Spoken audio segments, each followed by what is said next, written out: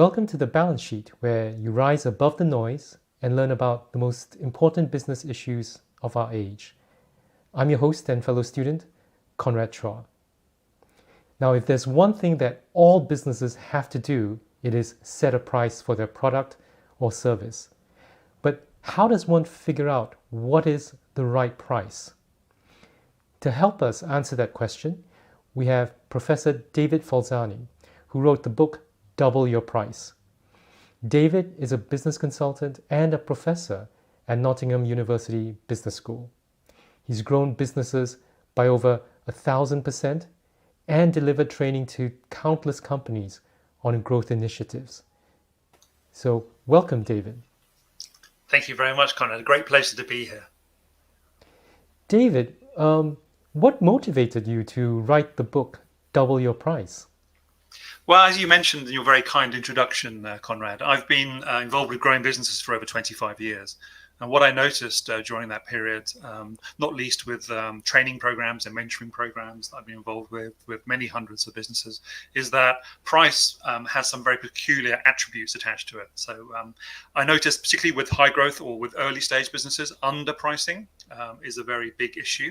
It's very, very common. It's the number one issue I see, in fact, with potential high growth businesses, so startups and early stage family businesses. And I also see that pricing incorrectly is surprisingly widespread, and there's a lot of emotional baggage associated with pricing and getting pricing correct. So a lot of companies don't price correct. There's still an over reliance on cost plus, which is a pretty bad methodology, and I can talk more about that. So those experiences really led me to this idea about, well, let me evangelize about how pricing perhaps should be done or how it could be improved over current practices. Thanks very much, David. And I think you've got some presentation that you want to go through. Just a reminder, if people have questions, please pop them in the comments field. Wonderful. Thank you very much indeed, Conrad. Yeah, so I've got a few slides I pulled together, 15, 20 minutes max. And it's really perhaps slides to bring up some debate, maybe pose some interesting questions. Perhaps it will help the audience today think more broadly. So as I mentioned, being involved as an entrepreneur and then as a mentor, a coach, latterly as an angel investor as well, plus my involvement through my university. And various training programs. This idea about pricing, and pricing incorrectly. And there were three main reasons I see for people pricing incorrectly. One is a lack of confidence in the value proposition. So as we all know, the value proposition is a thing that you do that customers value, and they value it so much they're willing to give you money. And hopefully that value proposition is somehow differentiated and possibly better than your competition. So this lack of confidence can be one reason particularly for underpricing. Similarly, a fear of not having enough sales to cover your overheads and pay your bills at the end of the month. Perhaps also some associated belief in a price elasticity of demand. And again, that tends to drive underpricing as a sort of recovery strategy, if you will. And then thirdly, the broader problem I see is the irregular setting of prices. And I mean irregular in terms of not doing it often enough, but also irregular in terms of using wrong pricing methodologies to set price as well. So those are the three sort of key problems I see with pricing.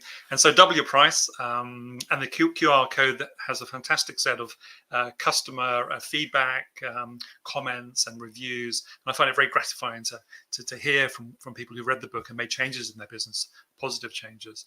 But the title was supposed to be provocative. It's really about posing this question, is there a way that you can actually test the market as to what would happen if you make some step changes in your prices?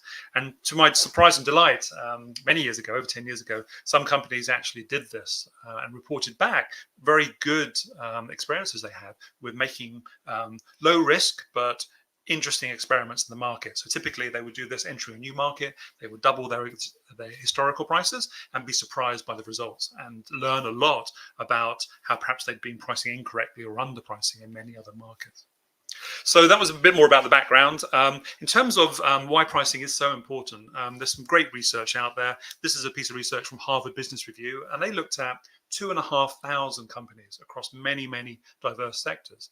And they posed the question, what happens if we make a 1% improvement in price, variable cost, volume, and fixed cost, what difference does that make to operating profit? And what we can see on this this chart here is that basically price on average across those 2,500 businesses, a 1% improvement in price gives you an 11% improvement in operating profit. And price is by far and away, of course, the biggest lever. It has the biggest influence on profit. Variable cost by contrast was about 8%. Volume, just over 3%, and then fixed cost was less. What's interesting about that third item there, volume, is that normally we call that something else. We call volume revenue or sales. So what this great research shows us is that basically a change in price gives you almost 4 times bangs per buck compared to the same percentage change in volume. And yet businesses today are very much top line focused, aren't they? Particularly growth businesses. And there's some reasons for that I'll talk a little bit more about. But this idea about price being this huge lever was also underlined by McKinsey. They looked at a specific industry, so distributors, B2B businesses. And in that industry, a 1% price change increased EBITDA, let's call it roughly operating profit, by 22%. So an example there of, if 11% is average, there are certainly outliers in both directions. And it's really important for managers perhaps to understand their own degree of leverage and reliance, or not reliance, but the degree of leverage they would have between price and their own operating profit. Now, why does all this matter? Well, it matters, of course, in the case of where we want to grow businesses. And what we have here is 2 companies, company A and B on this chart. Company A, let's say, is a very traditional sort of straight-laced business. They have very traditional pricing. They don't think very dynamically about pricing. And maybe they take out their profits as dividends. Company B, by contrast, has higher prices. They think more dynamically about price. They generate better margins.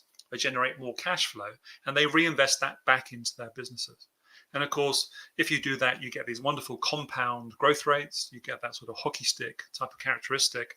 And I found very much in my work that there's this virtuous circle we're trying to establish, where if we can establish higher prices or more appropriate prices, then we can increase our profits and cash flow. We can reinvest that more successfully into staff, training, research, development, which leads to a better value proposition, which then, of course, leads to more satisfied and more premium customers.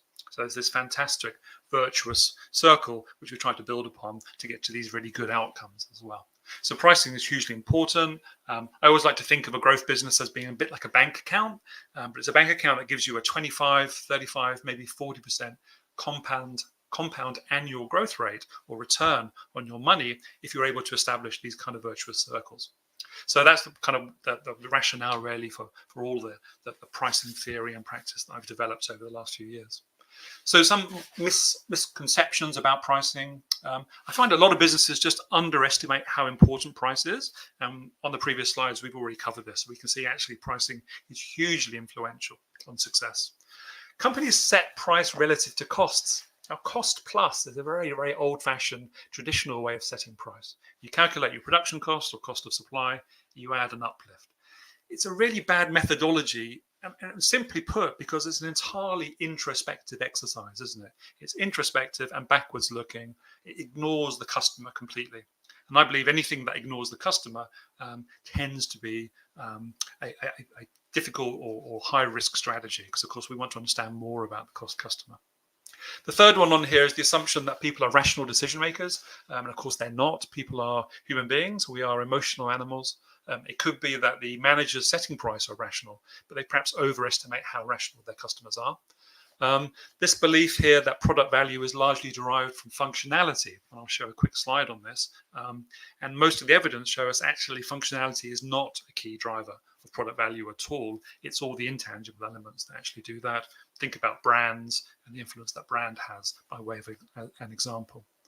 And then lastly, a misconception about, business analysis and theory can provide the answers we need, both in setting price and in business generally. Whereas actually, I think market experimentation, so running controlled experiments and letting the market answer these questions can actually be much more valid as an approach. So what does that mean in terms of the commercial landscape? How do companies get this wrong? Well, Firstly, of course, through either underpricing, particularly, as I say, with earlier stage businesses, or incorrectly pricing. Prospect theory tells us that losses are experienced to a greater extent than gains of the same magnitude, and it could be that managers simply feel that they feel risk averse. If they get pricing correct, they might get a small bump in recognition, or maybe salary, but if they get pricing wrong and start to lose money, they can lose their jobs. So it's asymmetric risk as well. Second one here is a top line focus. A lot of businesses, it's easy to measure sales, isn't it? We know the sales from our companies yesterday, last week, last month. We have immediate information. It's very, very simple.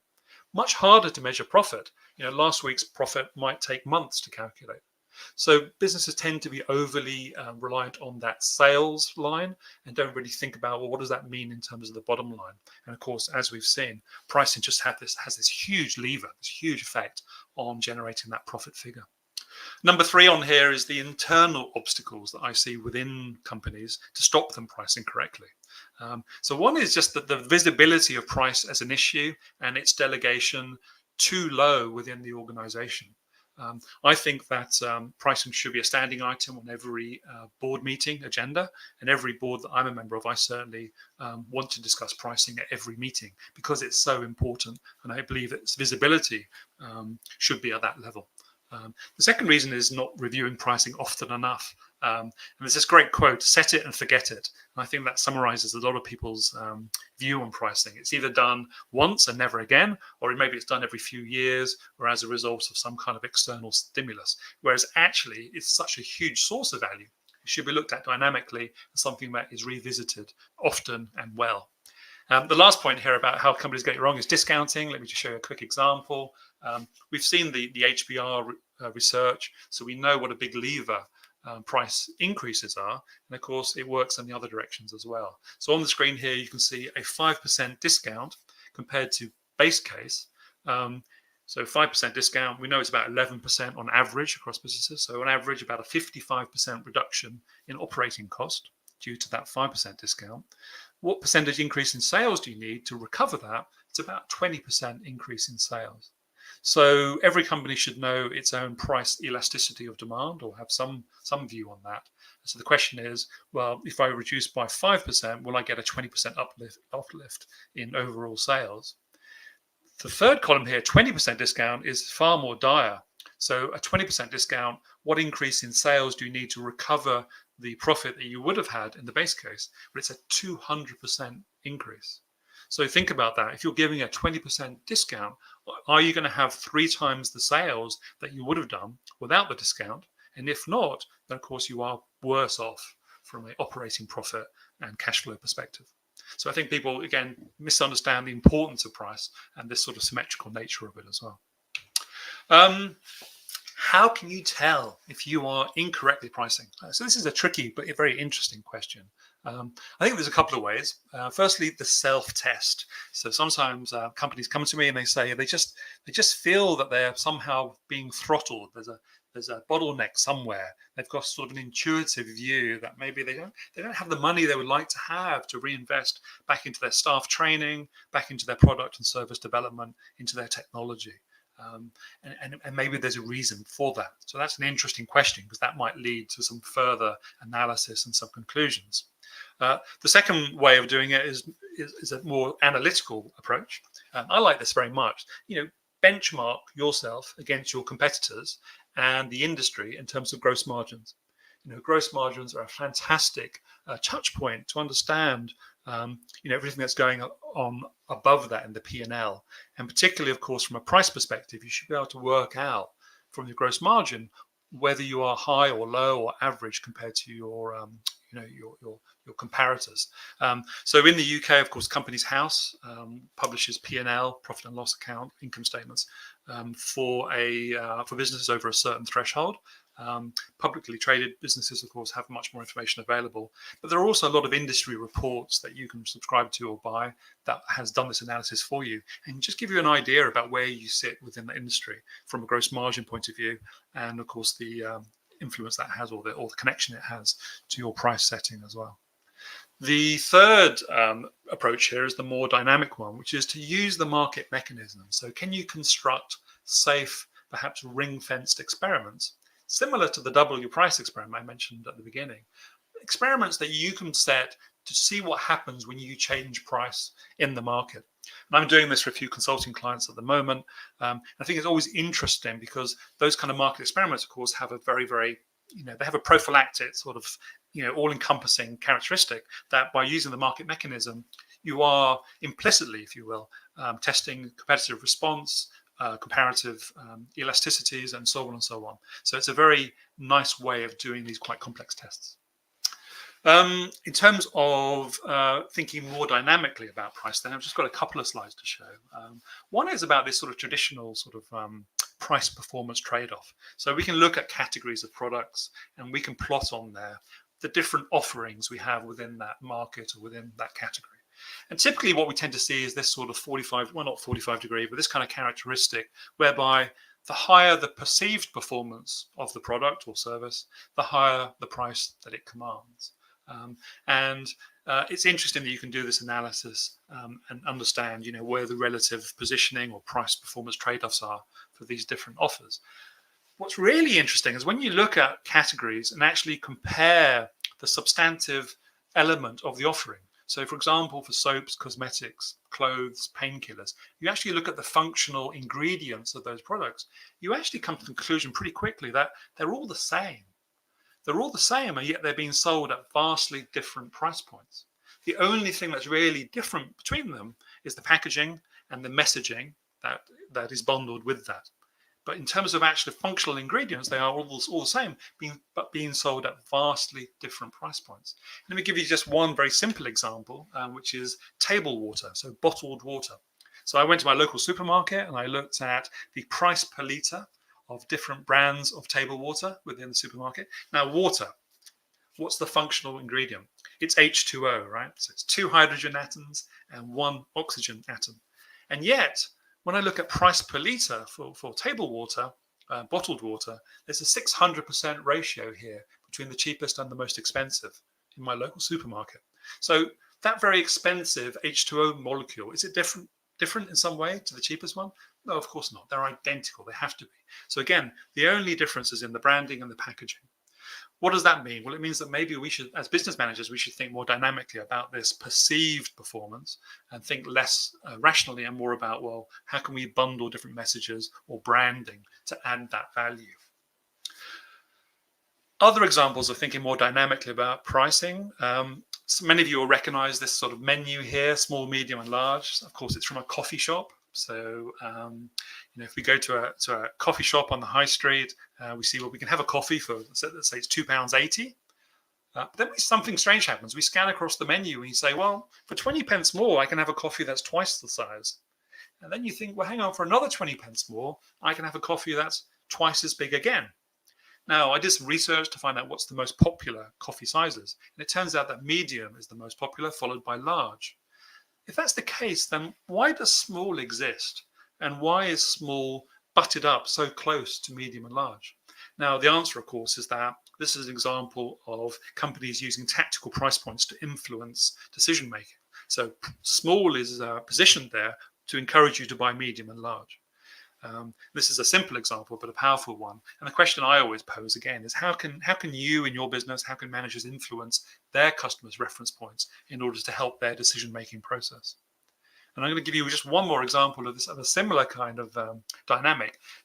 This was a wine tasting experiment done out of CIT in Stanford a few years ago. And what they did is they did blind tasting with some test subjects, and they had 4 wines. A, B, C, and D. Now, unknown to the wine tasting subjects, the test subjects, wine A and B were actually the same wine, and C and D were the same wine. So actually, there were only 2 physically different wines. You can see on the bottom left here in this chart that for wine A, people were asked to rate how nicely they thought it tasted, and they gave it a score of about 4 here. And then for wine B, it's about 4.5, so roughly the same score. Now, you'd expect that to be the case because, of course, A and B were identical, the same wine. C and D, same sort of story. So C had a score there of about, 3.5, and D, a similar score. And again, C and D were the same wine. So, you'd expect that. Now, the test was rerun with different subjects, but this time they were told that wine A had a price point of $5 per bottle. And people gave it a score there, you see, about 2.5 or so. Then they were told that wine B had a price point of $45. Now, as a reminder, A and B are the same wine, but now B tasted to them twice as good as wine A, despite the fact that they were the same wine. Same story with C and D. So wine C scored about 2.5. They were told it was a $10 bottle of wine. Actually, it was a $90 bottle of wine. And when they were told it was $90, they had roughly twice the score of about 4 or so. So it's really interesting, isn't it, that the reported taste that people experienced and enjoyed changed in proportion to the price point they were told that the product had. And this is just a great example of this irrationality. So it's not a rational market at all, but people are subject to all kinds of influences. And price is one of those big influences. And essentially, the more expensive someone thinks something is, the more they enjoy it and the more value they get from it. And interestingly, this test was actually done within a functional MRI machine.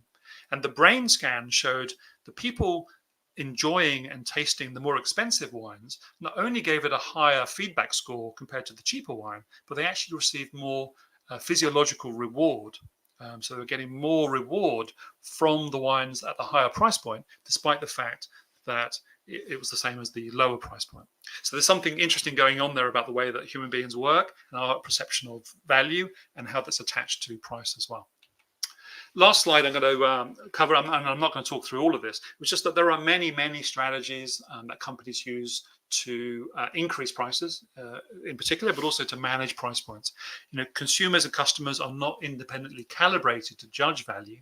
So they use reference points such as competitors' pricing points. They use past experiences, they use other strategies to try to arrive at that purchase decision and whether something is expensive or good value and so on. And companies have a whole suite of options about how they operate within this environment. The ones I would like to just flag up are, I think, the most important ones for many businesses today. The first one here, increased differentiation. And this is, of course, the classic idea that the better and the more functionally enhanced product and the better you are to communicate that, the more likely that people will derive value from it.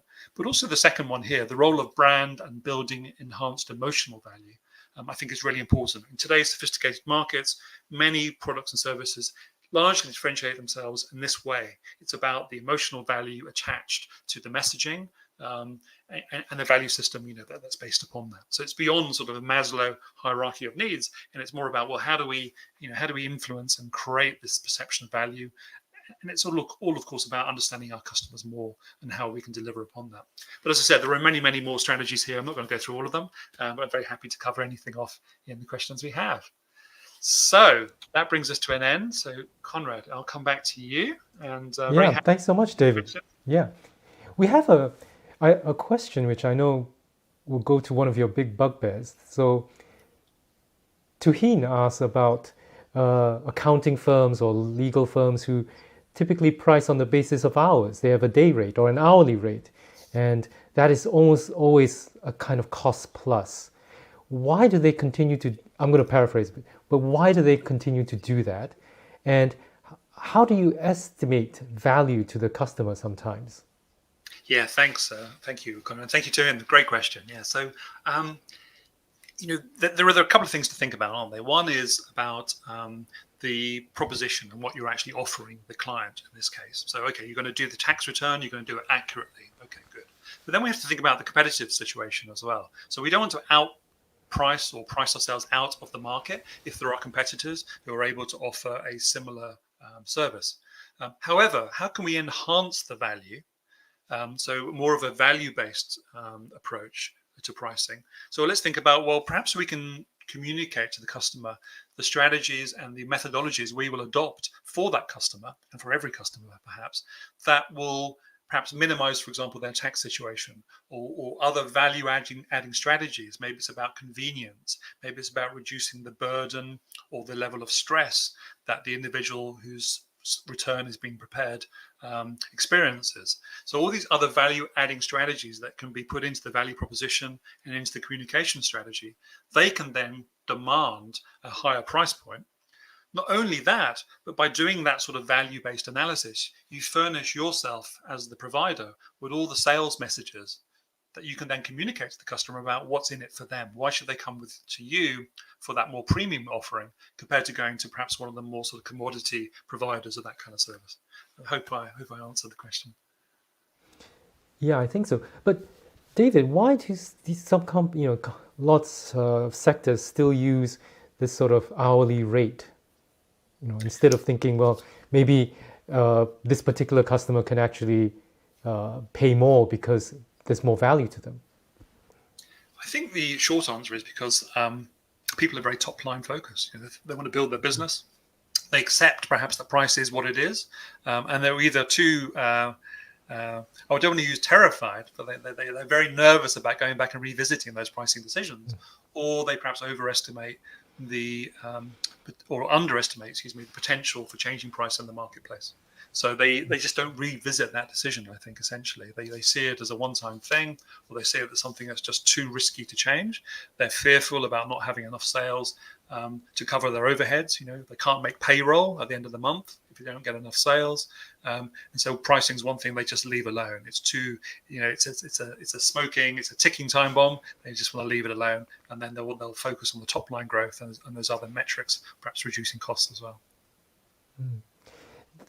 That segues very nicely to Vicky's question, which Vicky suggests that, increasing price, it relates to how confident you are or the business is. So is it advisable to establish a target price that you're going to increase to and gradually increase those prices, or should you just bite the bullet and go straight up? Yeah, it's a great question. Thanks, Vicky. Yeah, so absolutely, this is a strategy that companies do use. So in my analysis, I found many examples of businesses who, and I call these pricing runways. And the idea of a pricing runway is that you start a customer at a certain price point. Maybe that was a price point that was particularly beneficial to get the customer in, or maybe it was a price point based on a certain set of circumstances. And then what companies do is they raise that price over time. So they're on a runway, if you think about an aircraft taking off. So over time, their price goes up. And it could be that pricing runway is specific to that one customer.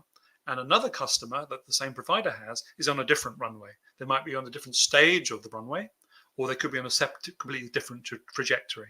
And business managers can, assess and analyze different customers' appetite, but also their individual profitability, and whether there are opportunities for increasing or decreasing those sort of runways. But absolutely, it is a strategy that's used, and particularly with clients who perhaps they buy into a new service or offering from a vendor and don't know yet how great it's going to be. And then they get in there and they're blown away. They say, this is a fantastic service. I wish I'd known about it years ago. Okay, and if you're getting that kind of feedback, it's okay. So maybe that initial price to get them on board is now no longer so appropriate because, of course, they now appreciate the product fully or the service. So now maybe that's an opportunity that companies can use to put them on that kind of runway. Schwab says that clients always come back asking us how many hours we spend on something, even if we have a lump sum fee agreed. I guess, David, this goes back to what you mentioned, that the conversation has to be about value and not always about the inputs. Yeah, I mean, it's a great point, Conrad. Thank you, Shoaib. I mean, there's a trite answer, which I would just say because it's slightly amusing. And the anecdote is that someone gets paid a lot of money to do a job, a service. And they do that service in an hour, a very short amount of time. And the client says, well, I've paid you all that money and you've done that job so quickly. And the provider, the vendor says, well, 90% of that money was me knowing how to do it. Only 10% of the money was for me to actually do it. So the amount of time and effort is not. So that's the slightly trite answer. But I just mentioned that as a sort of anecdote about a different perspective. But to go back to your answer, and Conrad, I think you're correct. It really is about recognizing and transmitting and communicating the value that they're receiving, and the value is different to value for money. Value is an absolute thing, whereby people trade off, mentally and in their analysis, different factors and different approaches. So discovering what value really is for your clients is really important. And if you're able to do that, then of course reflecting back to them that value becomes a very worthwhile thing, because it really does resonate with them and makes them happy that they're getting what they really need or want. And then lastly, value is not the same, of course, for the different segments of your customers. So if you segment your customers, you can associate different value or different forms of value recognition for those different segments. Customers we know are not homogenous. So it's a really healthy thing to break up our customer pool into different segments and then try to characterize those segments in ways that are useful to you from a customer management point of view. And of course, there's the old 80-20 rule. They say that 20% of your customers lose you money, and that's something we shouldn't shy away from either. So we should be critical enough to ourselves to think, well, are there customers out there that we shouldn't have, and perhaps we should politely decline that type of business or move them onto a different type of commercial basis as well. I'm not suggesting that's the case here, but it's just food for thought. I'm not sure, Dhiranda, what your question is about, but Dhiranda says that Chinese vehicles are coming up with new models very often with a jacked up price. But Dhiranda, if you want to clarify a bit about what you're asking in the comments, we can take that. But David, I wanted to ask a bit about how price, the discussions about price is very much a strategic decision. And it linked up with a lot of things in terms of the market positioning. And Dhiranda talks about vehicles, and I was reminded about how Hyundai and Kia have, over a period of time, changed market perceptions about their vehicles. I'm thinking about their electric vehicles. So before Hyundai and Kia, they were very much at the low end of the market, but I was really surprised now that their electric vehicles are now priced almost like a Tesla. They have similar specs, etc. And obviously, they had to do a lot of engineering, marketing, and branding, but also the pricing part of it. How do companies approach that kind of very strategic decisions where it's pricing, there's marketing, there's operations? Yeah, it's a really interesting question, Conrad. I mean, I think there's a different variety of approaches out there, but I think within the field of business management, we have a fairly well structured and cohesive body of management theory today, and we can think about all the different dynamics that are in there when we come to review those kind of decisions.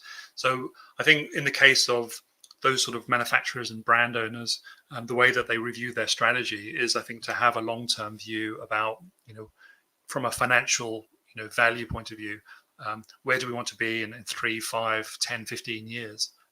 And then working back from those, what are the routes and the appropriate strategies we should adopt to try to arrive at those outcomes?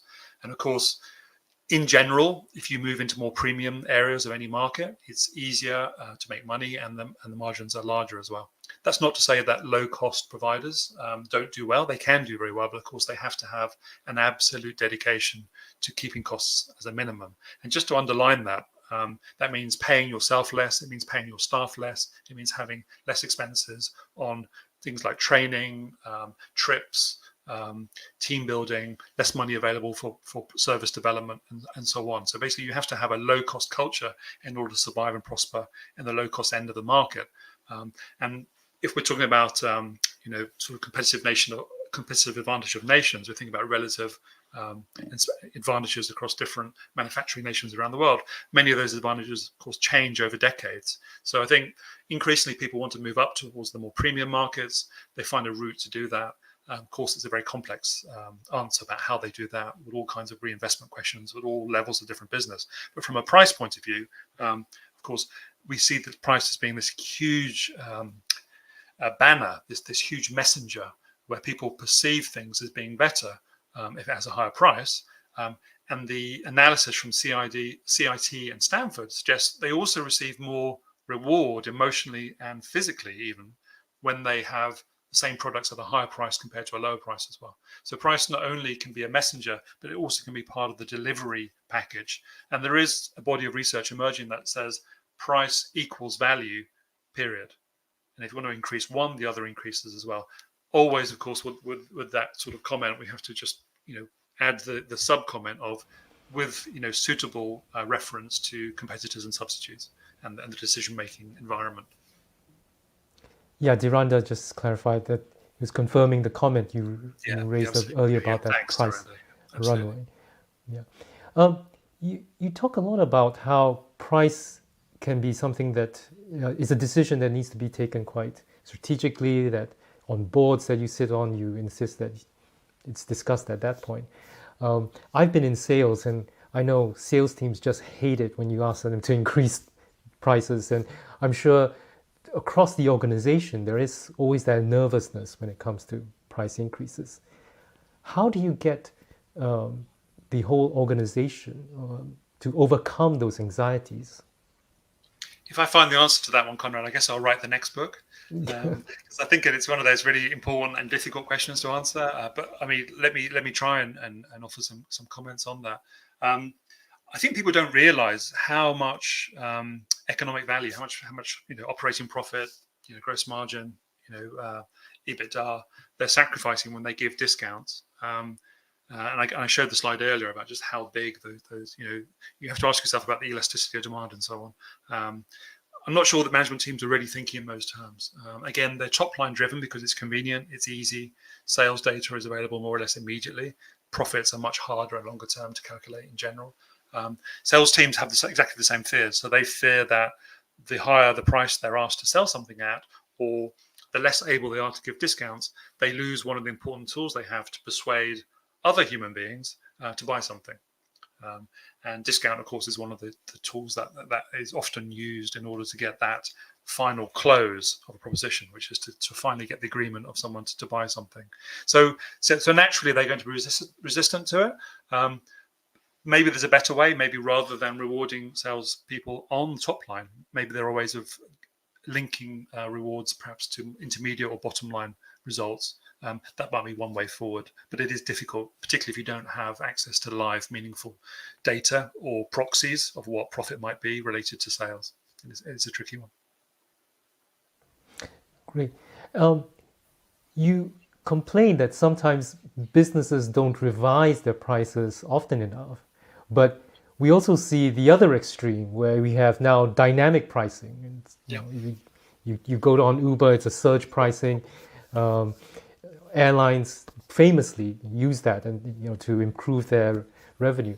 Is there a danger when prices get changed so quickly that customers just don't know how much they have to pay?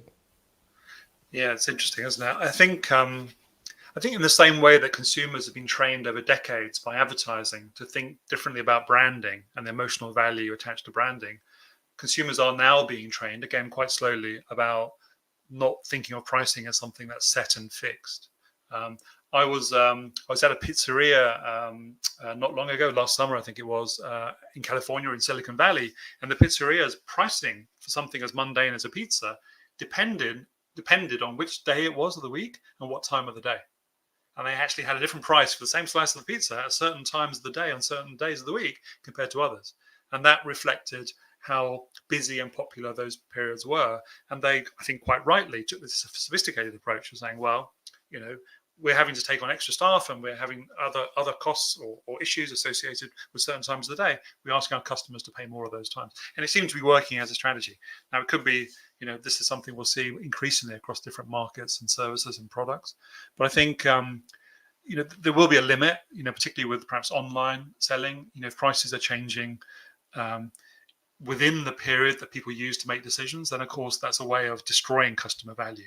If someone looks at a price, perhaps online, and takes a few hours or maybe a day to make a decision about buying it and then goes back and the price has changed markedly and they can't understand why it's changed, then of course that's a real negative. That takes value away from the customer, and that's very frustrating for them. So I think there is a range here within which is acceptable, but I think always clear communications is really important. I personally get frustrated and I'll use supermarkets as an everyday example. I get frustrated if I go to the supermarket to buy something on a special deal and find out the deal had expired the day before. And supermarkets are getting better now at saying this is the special deal, but it expires on such and such date. So they're managing my expectations, they're communicating very clearly with me, and I think that's the way forward. Yeah. We have a question from Dinesh, who's an alum. I've had to sort of copy and paste it, but Dinesh asks, in highly competitive industries like IT, clients actually expect a reduction in costs or greater productivity from their service providers over time. So what are strategies that companies can use to push prices higher in such situations? Yeah, fantastic question from Dinesh. So this is similar to the manufacturing industries, whereby you'll perhaps if you're doing contract manufacturing, you'll have a certain price, and you're expected to increase productivity during the course of the contract, and the price actually reduces over time. So yeah, very interesting case. My response would be really attached to the first part of that question that you've asked. In highly competitive industries, if we're in competitive situations where all the offerings are seen as commodities or something that's closer to a commodity, then it's very hard for us to differentiate ourselves in ways that create customer value. So what I normally do when I work with companies in this situation is I pose the question and perhaps initiate a program to think about, well, how can we actually differentiate ourselves away from parity, from points of parity with our competitors? And again, the more you can differentiate yourselves in ways that are valuable to the business, the easier it is to command a different price point or a different trajectory in terms of how that price changes over time, including how quickly perhaps it drops as well. Another example of this is industries that work on a request for quote basis, an RFQ basis. And there's a huge amount of pressure or stress felt by people submitting quotes where they think that or understand that the price portion of that RFQ is going to have a huge influence on whether they get the business or not. And again, that's a difficult formal environment where you really have to think about, well, how can we introduce other forms of value away from just price, so that people aren't choosing so that not all customers are going to choose just the cheapest price, but they're actually willing to look beyond that on derived value and what else can be done by the provider in order to make their lives better, essentially. Some customers will always choose the cheapest, but going back to my earlier comment, you have to ask yourself, should that be a customer that you actually want? David, I don't know actually whether you're an economist by training, but economists, they would argue you want to extract the most amount of value from each individual customer. And we've seen some of this, some companies try to do this by having all kinds of add-on fees. And my favorite example of this is a few years ago, BMW charged customers who've already bought the car a subscription fee just to connect their iPhone to use CarPlay in their car. And it's a subscription that goes on forever. Tesla charges for you to unlock certain features related to the battery. So is there a point where you tell companies, no, this is really going too far, you're almost really penny pinching the customer, and it's detracting from that value of the customer? Yeah, companies need to be very cautious, I think, about things like price gouging, about holding people to ransom once they've made an initial purchase decision with, as you say, Conrad, so-called optional follow-ons, which in any reasonable world aren't optional because you need to have them to fully enjoy the product you've already bought. So I think those kind of things are dangerous because they diminish customer value. Now, if you're in a one-time interaction and you have a monopoly position and the customers can only buy from you, then yeah, companies will do it and they'll get away with it, I guess. We've seen that with some of the high-end electronics consumer goods companies where you have a walled garden and people are happy because it's a garden, but nonetheless it has walls in there, and sooner or later a lot of people realize that that's the case and they want to get out of the garden into a different ecosystem. So I think you have to be very careful with those things. I think I'm always a believer in transparency, in having customer value clearly explained, clearly derived, not holding people to ransom and so on, but it does happen. I think consumers are becoming more savvy, actually. I mean, they're under information overload, as are many of us. But the consumer today, I think, is becoming more savvy about some of these, particularly the shift to subscription models. So something which they could have bought once and then own forever, they're now being asked to pay a monthly subscription forever in the other direction. So it's kind of it's a shift that people are starting to question the validity of that, particularly if there isn't a big ongoing value add portion, such as continuous updates, security updates, and so on. That I think is more acceptable. But if that's not there, then people are starting to become a little bit perhaps more savvy about it. And Vicky's got the last question, which is, David, the examples and graphs in your slides, are they in your book? Yes, thanks, Vicky. They do, absolutely, yeah. So I just pulled some slides out from the book and some examples. So they are in there. The book has a lot of other information, of course, of a similar vein, and builds upon most of the points we talked about today. And the book also is supposed to be practical, so it has about 10 or 11, I think 11, 12 exercises in there you can actually do on your own business, or have done for you on your business by someone else. So very practical, sort of interactive. It's not at all a sort of it's an accessible and it's supposed to be a very practical book, essentially. And for those who are interested, the QR code at the upper right hand corner, that will bring you to Amazon for David's book. David, well, thank you so much for giving us your insights on pricing. Maybe I should double the price of this live stream from 0. You can more than double it, Conrad. Absolutely. It's been a great pleasure to be here, Conrad. Really appreciate it. Thank you all very much. Thank everyone in the audience for their great questions. I really enjoyed it. Yeah. Well, David, I should say that hopefully the Bank of England also won't mind if everyone takes your ideas and starts raising prices. But if you like this show, please, repost it on your social network. And the balance sheet will be back next week, same time, when we'll look at how one of our alums is launching an AI-powered wearable. So till then, stay well, stay safe, and we'll see you next time.